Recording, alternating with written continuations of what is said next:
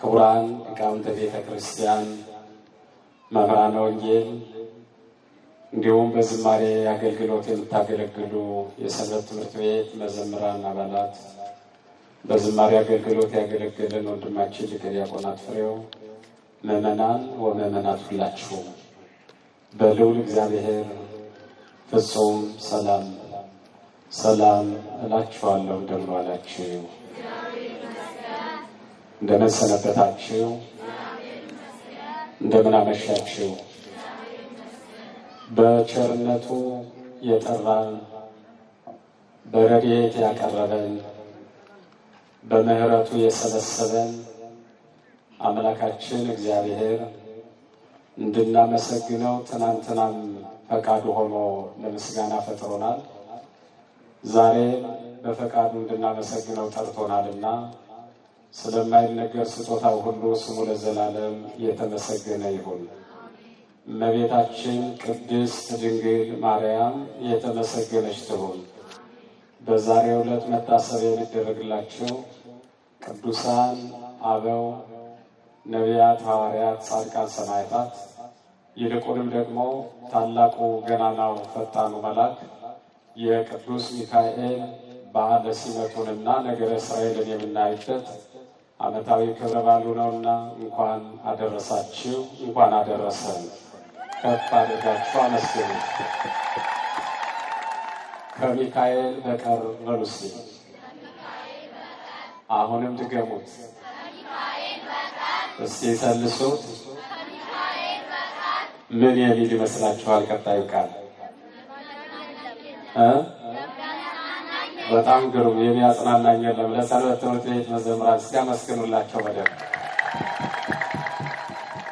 የትምህርታችን ርዕስ የሚሆነው ከሚካኤል በቀር የሚል ነው። ይህንን ኃይለ ቃል የምታገኙት በትንቢተ ዳንኤል ምዕራፍ 10 ቁጥር 21 ላይ ነው። ርዕስ የምሰጣችሁ ግን ሁለት ነገሮችን ነው።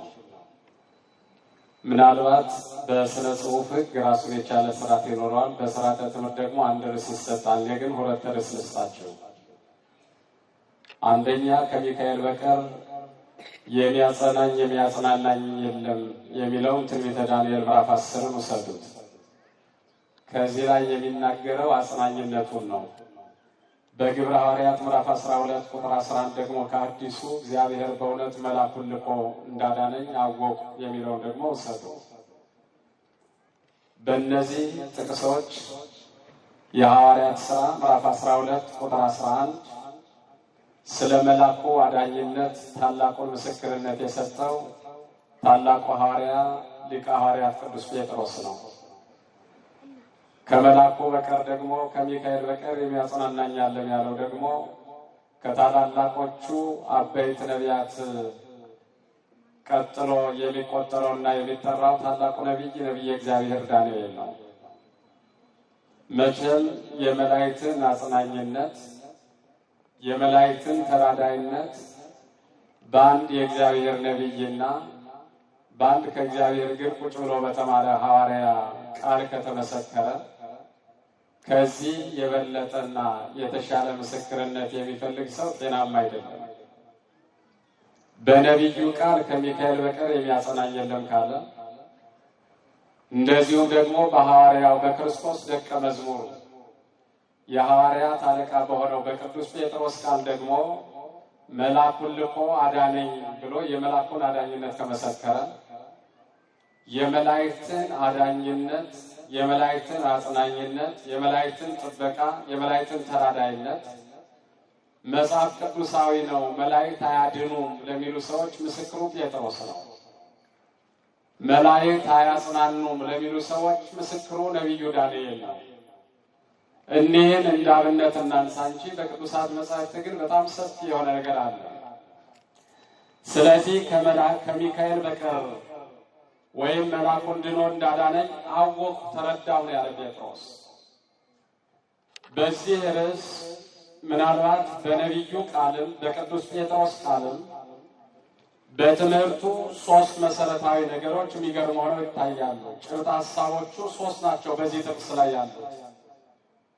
የትምህርቱ ይዘት ግን ሰፊ የሆኑ ርዕሶችን ወይም ደግሞ አርዕስቶችን እናነሳለን። መልአኩን ልኮ አዳነኝ እንዳዳነኝ አወቅሁ ያለው ጴጥሮስ የተነገረው ቃል ግን ሶስት ነገሮችን ያሳየናል። አንደኛ የላከ እግዚአብሔርን፣ ሁለተኛ የተላከ መልአኩን፣ ሶስተኛ የተላከለት ቅዱስ ጴጥሮስን። ቅዱስ ጴጥሮስ መልአኩ እንደተላከለት ያምናል፣ ያውቃል። አንደኛ የእግዚአብሔርን ላኪነት፣ መላእክት የሚያድኑት ከእግዚአብሔር ተልከው መሆኑ፣ ሁለተኛ ከእግዚአብሔር ተልኮ የመጣውን የመልአኩን አዳኝነት፣ ሶስተኛው መልአኩ የተላከለት የቅዱስ ጴጥሮስን ደግሞ ምስክርነት። ባጭሩ ምን ማለት ነው? የእግዚአብሔርን አምላክነት፣ የቅዱስ ሚካኤልን ወይም የቅዱሳን መላእክትን ተራዳይነት፣ አማላጅነት፣ የቅዱሳን ሐዋርያትን ምስክርነት ነው ያሳየው። ሐዋርያው ምስክር ነው፣ መልአኩ አዳኝ ነው፣ እግዚአብሔር ላኪ ነው። ቅድስት ቤተ ክርስቲያን ቅዱሳን መላእክትን፣ ቅዱሳን ጻድቃንን፣ ቅዱሳን ሰማዕታትን በዓላቶቻቸውን እያከበረች አማላጅነታቸውን ስትማጸን ስለ ነገረ መላእክት ስለ ቅዱሳን አባቶቻችን ቃል ኪዳን ስትማጸን የምናምነው የምንታመነው እግዚአብሔር የላካቸው ከእግዚአብሔር የተላኩ አዳኞች መሆናቸው በመጻሕፍተ ነቢያትም በመጻሕፍተ ሐዋርያትም በመጻሕፍተ ሐዲሳትም በመጻሕፍተ ብሉያትም አይተናልና መልአኩን ልኮ አዳነኝ እንዳዳነኝም አወቅሁ ያለው ፈጣኑና ፈጥኖ የመጣው ያዳነው ይሄ መልአክ ቅዱስ ሚካኤል ነውና ለዚህ ታላቅ መልአክ ዓመታዊ ክብረ በዓል እንኳን አደረሳችሁ፣ እንኳን አደረሰን። ቅድም በክፍል አንድ ትምህርት ምናልባት ሚካኤል ማለት ምን ማለት ነው ያሏችሁ፣ መልአኩን ልኮ አዳነኝ ከሚካኤል በቀር ካለ ነቢዩ ከሚካኤል በቀር ብሎ ከነገረን ሚካኤል ማለት ምን ማለት ነው የተባላችሁ? አቤት። እኔ ደግሞ ሶስት ነገር ልጨምር። አንደኛ ማን እንደ እግዚአብሔር፣ ሁለተኛ እጹብ ነገር ድንቅ ነገር፣ ሶስተኛ ርኅሩህ፣ አራተኛው አጽናኝ፣ አምስተኛው አዳኝ የሚል ትርጉም አለው ሚካኤል ማለት። ማን እንደ እግዚአብሔር ወይም ደግሞ እጹብ ነገር ይለዋል መልአኩ። ያደረገውን እጹብ ነገር ድንቅ ነገር በዛሬው ዕለት በሰራው ታሪክና እኒህን በመሳሰሉ ታሪኮቹ ፍሰቱን ጠብቀን እናያለን። ማን እንደ እግዚአብሔር መላእክት የእግዚአብሔር ስም የተተረጎመባቸው እግዚአብሔር የተጻፈባቸው ቃሉ ያረፈባቸው መላእክት የእግዚአብሔርን ድንቅ ሥራ የሚገለጥባቸው መሆናቸውን አንዱ ምስክራችን ይሄ መልአክ ነው። እግዚአብሔር በሙሴ በትር አድሮ ተአምር ካደረገ ድንቅ ሥራውን ካሳየ እግዚአብሔር መና ከሰማይ አዝንሞ የሚገርመውን ታሪክ ካሳየ እግዚአብሔር በቅዱስ ጴጥሮስ ጥላ ሕሙማንን ሲፈውስ ተአምሩን ካሳየ እግዚአብሔር በቅዱስ ጳውሎስ ጨርቅ ድውያንን ሲፈውስ ተአምሩን ካሳየ በዚህ መልአክ አድሮ የሰራው ሥራ ደግሞ ማን እንደ እግዚአብሔር እንዲባል አድርጎታልና እንኳን ደስ አላችሁ፣ እንኳን ደስ አለን። ማን እንደ እግዚአብሔር እጹብ ነገር። ለምንድን ነው ይህን መልአክ እጹብ ነገር የተባለው? ድንቅነቱ ምንድን ነው? መልአኩን የምናደንቀው ማን እንደ ሚካኤል ከሚካኤል በቀር ያለን ለምንድን ነው ካለ የመልአኩን ድንቅ ነገር በአምስት መሰረታዊ ቦታዎች ላይ እንየው። የመጀመሪያው በሚገርም መንገድ ይህ መልአክ ነገረ መስቀሉ የተጻፈበት የመስቀሉን ነገር የነገረን ይህ መልአክ ነው። ማን እንደ ሚካኤል ወይም ደግሞ ከሚካኤል በቀር ማን እንደ እግዚአብሔር ተብሎ ቃሉ የተጻፈበት ይህ መልአክ እጹብ ነገር የሚል ትርጉም ስሙ ይዞ እናገኘዋለን። የታደሉ ቅዱሳን ስማቸውም ሥራ ይሰራል፣ ስራቸውም ስራ ይሰራል፣ ቃላቸውም ስራ ይሰራል፣ ሕይወታቸውም ስራ ይሰራል፣ ተአምር ያደርጋል እና ይህ መልአክ እጹብ ነገር ያለው ቅዱስ ሚካኤልን ነገረ መስቀሉ የተተረጎመበት መልአክ ነው። መስቀል ኃይላችን ነው። መስቀል ጽናችን ነው። መስቀል አምባችን ነው። መስቀል መጠጊያችን ነው።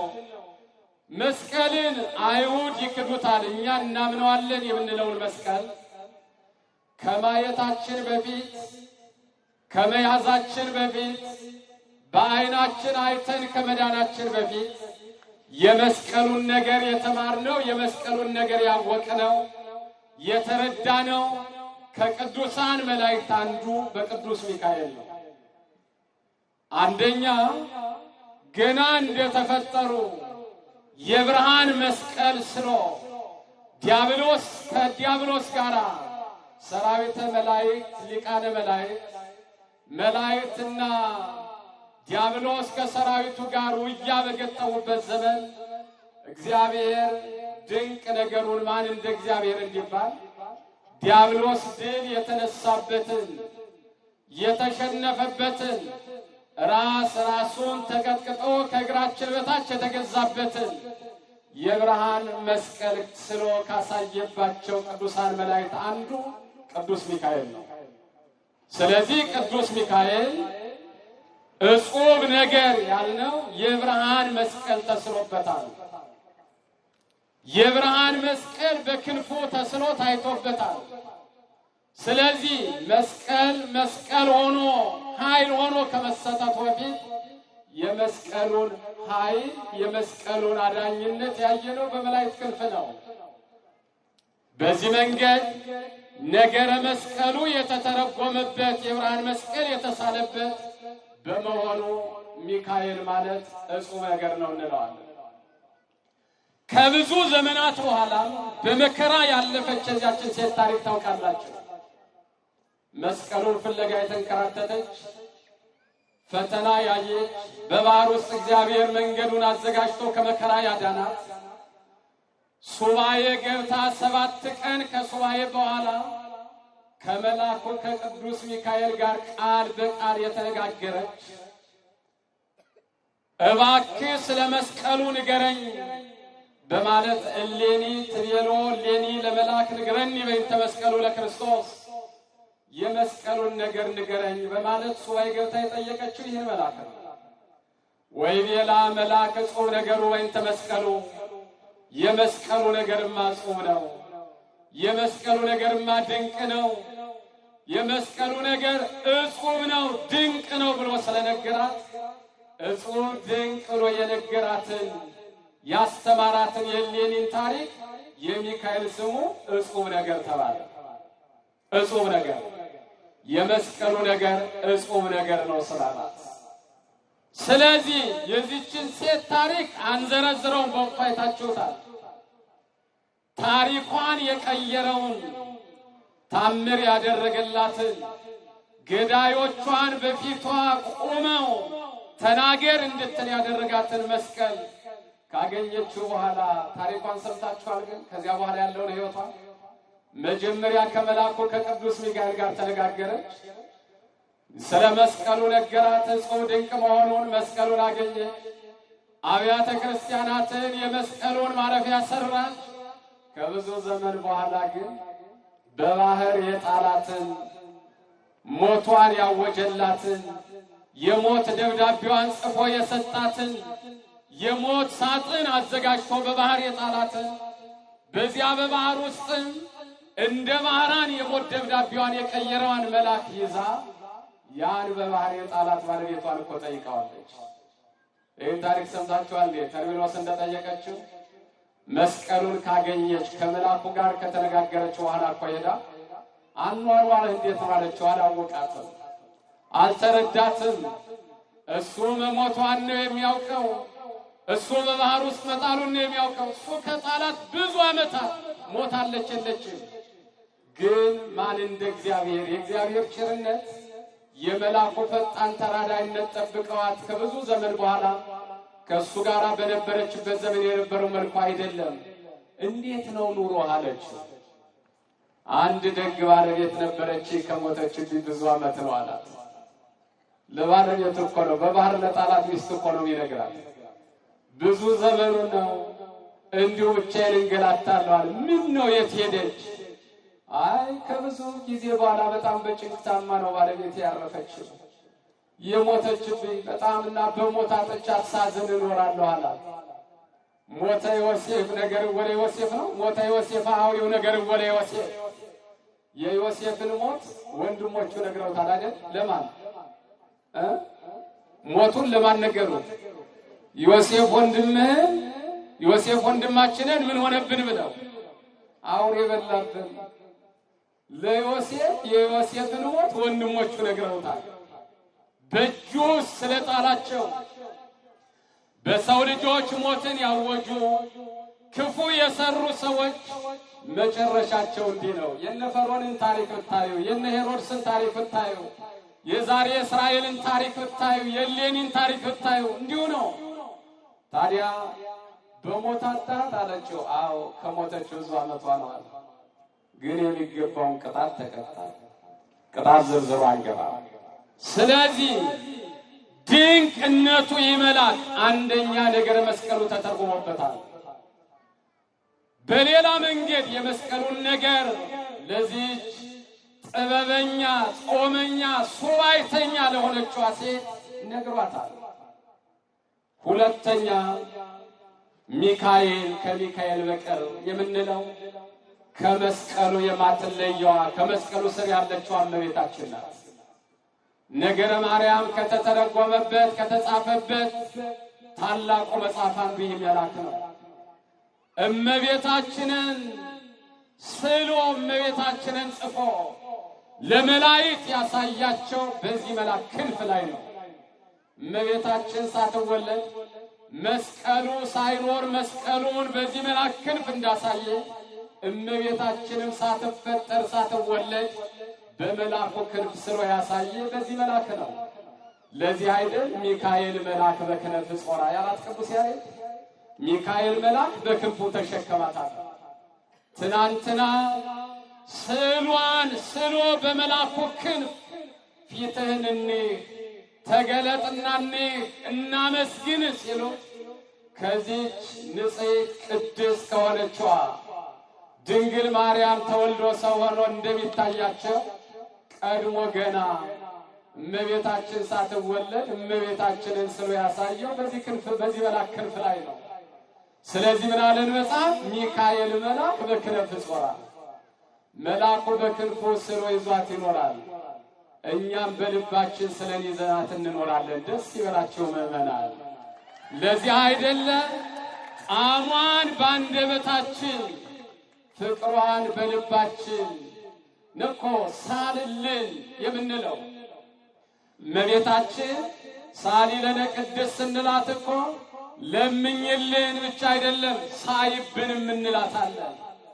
እመቤታችን ሳሊ ለነ ቅድስት ቅድስት ሆይ ንጽሕት በድንግልና ስርጉት በቅድስና እመቤታችን አይምሮውን ለብዎውን ማስተዋሉን ጥበቡን በልቡናችን ሳይብን አላት። እግዚአብሔር አይደለም የቅዱሳንን መላእክት አይደለም መስቀሉን አይደለም እመቤታችንን የማይዳሰሰውን የማይታየውን ዕውቀትም ቢሆን ይስላል። ስለዚህ ነገረ ማርያም እመቤታችን በክንፉ ስሎ ያሳየን ይህ መልአክ ነው።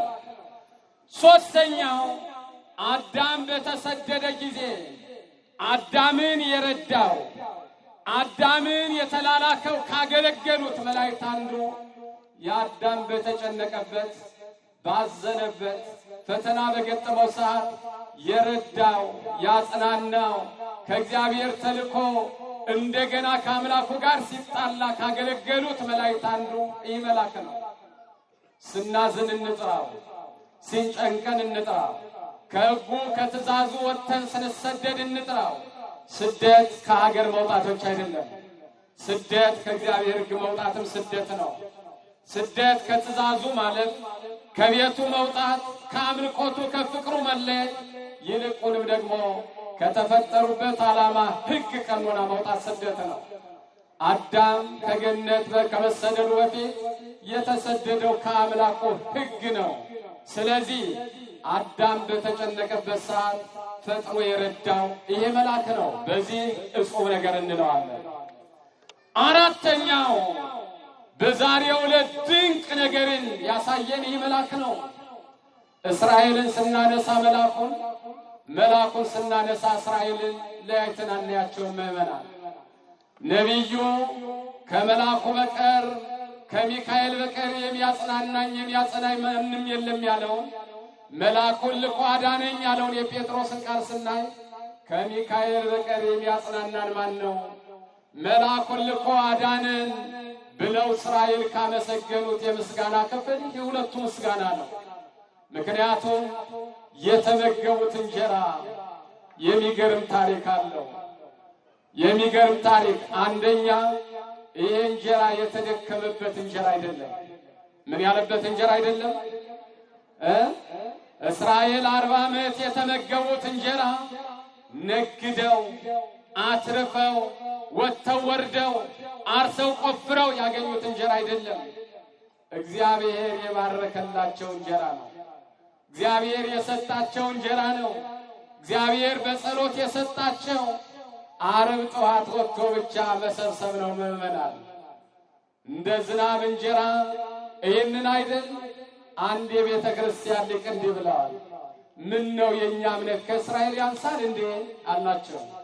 እንዴት እስራኤልን መና እያዘነመ ከአለት ድንጋይ ላይ ውሃ እያፈለቀ መገበ፣ ምን ነው እኛን አሏቸው።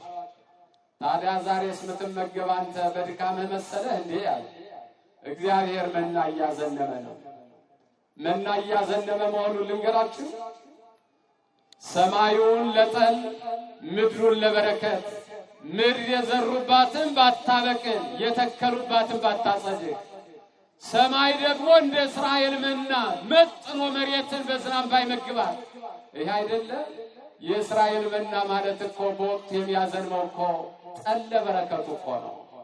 የእስራኤል መና ማለት እንደ ዘራ ነው የማይጠፋ ነበር። እንደ ድካማችን አይደለም። ገበሬ የሚዘራው አንድ ጊዜ ነው። ከዚያ በኋላ ስራው የእግዚአብሔር ነው። በአፈር ውስጥ ያለውን አፈር የተጫነውን የፈረሰ የበሰበሰውን ያን ከመሬት አውጥቶ እንዲበቅል የማድረግ የገበሬ ስራ አይደለም። የገበሬው ስራ መዝራት መበተን ብቻ ነው። ታዲያ መበተን መዝራቱ ስናይ በጥቂቱ ድካማችን ነው ልንል እንችላለን። ከዚያ በኋላ ያለው ሂደት ለፍሬ እስከሚበቃ ግን የእግዚአብሔር ስራ ነው። የሚዘራው እንደምን ዋላችሁ? 1 ሄክታር መሬት ስንት ኩንታል ጤፍ ይዘራል? ንገሩኝ እንጂ ነው ወይስ ግብርናውን አታውቁትም? 1 ሄክታር መሬት ምን ያህል ኩንታል ወይም ምን ያህል ኪሎ ጤፍ ይዘራል?